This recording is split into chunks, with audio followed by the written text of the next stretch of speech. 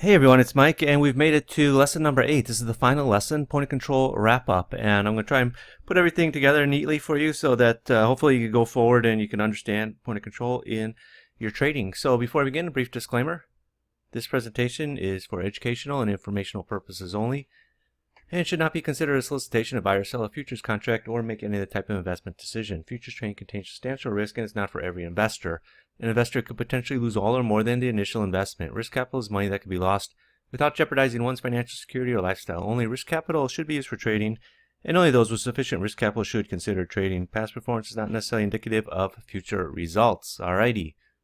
So we've reached the end of the Power of Point of Control course, and by now you should not only understand what point of control is and what it means, but you should also know what to look for when looking at point of control. While every bar will have a point of control, not every bar is going to have a point of control that means something important. There are times when there will be something in the point of control so obvious you'll kick yourself for not seeing it earlier. One of the things that we all suffer with, I think, in trading is we tend to overthink what we're seeing, right? And don't overthink it. Try and keep things as simple as possible, right? In trading, I want to say less is more, but put things in everyday context that you can understand. And when you start thinking of the market in terms of value, it really is going to help your trading. Trading and analyzing, though, are two different skills. Being able to pick out areas to trade is one thing, but being able to actually trade based on your analysis is another. Once you learn and understand what's happening in the market, you're going to have that confidence in your analysis, which will help you become a better trader, right? Because you believe in yourself and you know what you're doing. All too often what happens is, people try and see something in the market, they take one or two trades, they're both losers, they give up. I don't know what I'm doing. And then they go back to the drawing board, go out, buy more books, buy more courses, buy another indicator, when really what they should be doing is figuring out, did I really analyze it right? Okay, and understand, once you come to understanding that even though you could analyze it right, the market could just do something completely opposite to what you want. You don't know, I don't want to say markets are completely random, but sometimes the next trade is going to be random. You can buy, but there could be some guy, sitting at a desk that's got 500 S&Ps to sell after you buy your three contracts, and he's got, boom, 500 to sell. He's just going to sell it in, whack the market, and next thing you know, you got stopped out. Okay, that's the randomness part in trading. But what makes point of control such a powerful and useful tool is that it is based on logic and reason. It allows you to get out of a position when you're wrong and it's going against you, because you can clearly see if you are on the right side or the wrong side of point of control. It also allows you to let your winning trades run farther, because you'll know if you're on the right side of point of control. Again, that's the thing. Everyone says you got to cut your profits short, let your profits run, but they don't really tell you how to do it. Point of control is that tool that's going to allow you to see if you're on the right side of the market or you're the wrong side of the market, right? Just point of control. We're all gradually going higher. By now, you should be able to look at this chart and say, oh, I see a slingshot here. I see a slingshot here. And, you saw, okay, well, this one was a slingshot, didn't work out. Okay, fine, fair enough. But what's going on? I can see point of control is higher. Okay, market, I shouldn't look to still be short. I got a new point of control. It's a bit higher. All of a sudden, boom, I got my next trade. I can take it, go long. Okay, once I'm in this trade, okay, hey, I got another confirming signal. I got another setup that I like to see. And you see, okay, point of control is going higher. I got a pair up here. This is nice.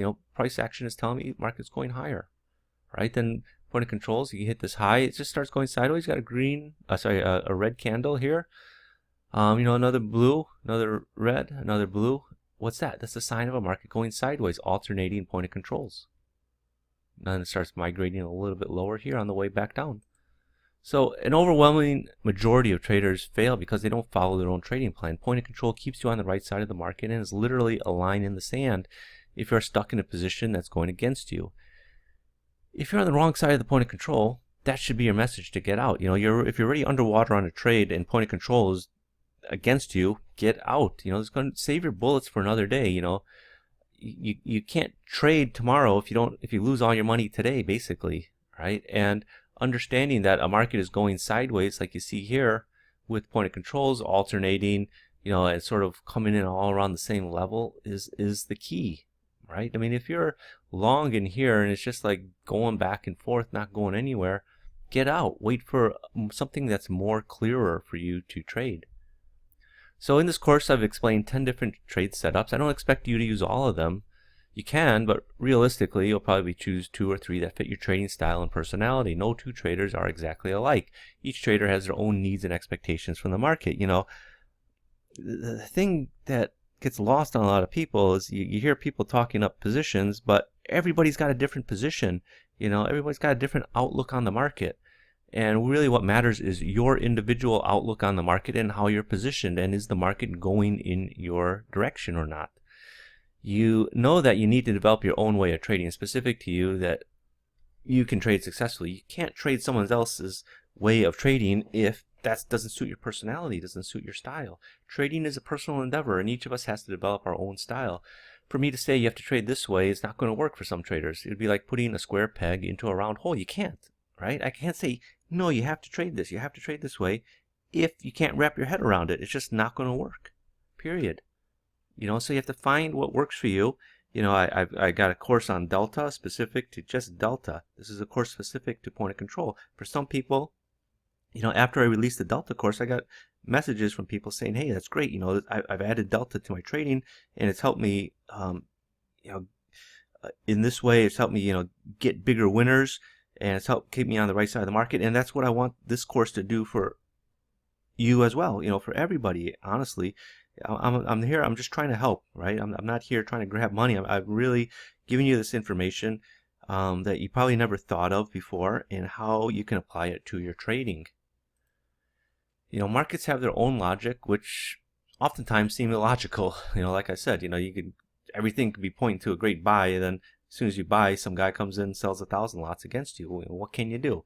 That's where it seems illogically. But once you understand the logic of what moves the market as well as stops the market becomes your best buddy. Volume is important in analysis, but it's often overlooked. Don't overlook it.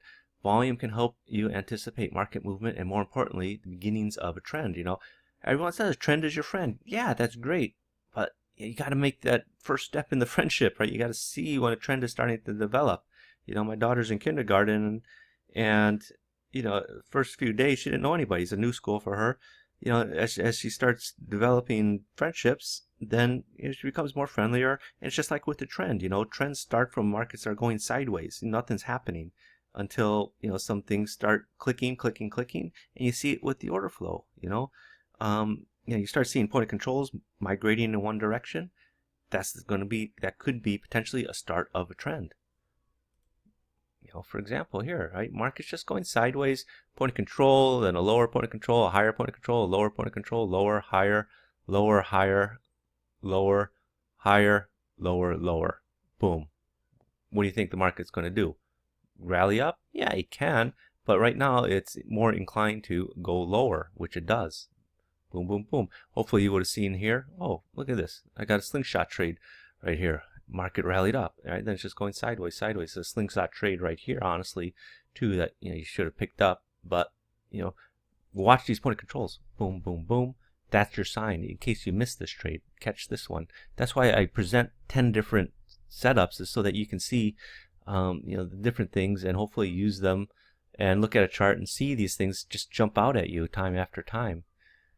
I've had the good fortune of being around successful traders pretty much my entire trading career, since I started on the floor, and, working my way through various trading companies.